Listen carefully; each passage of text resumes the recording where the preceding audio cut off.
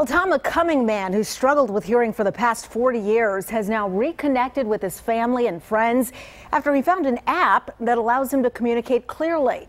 This Christmas is going to be the first time in quite some time that he's been able to be a part of the conversation at the dinner table. And Christy Hutchings with News Radio 106.7 has a story. But what a big change this would be. Martin and Joanne Matajazic can communicate again using their cell phones. Martin has struggled with hearing for the past 40 years.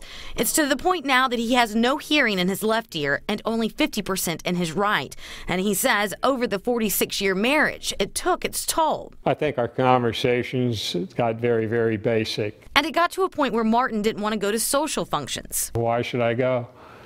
If you were sitting across the table from me and trying to have a conversation with me, you know, after we say hello, there wasn't much of a conversation to have. There was no conversation. But 5 years ago, Martin had enough and began searching for solutions. He tried other apps, but they didn't work. Then he found Ava, an app that translates in real time what people say. We were like kids. We giggled.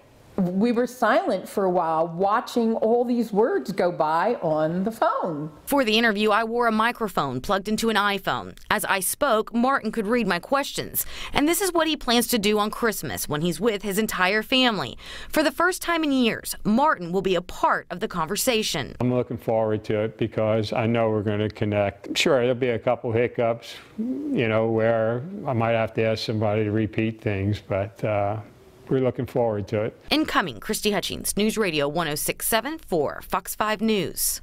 What a great innovation.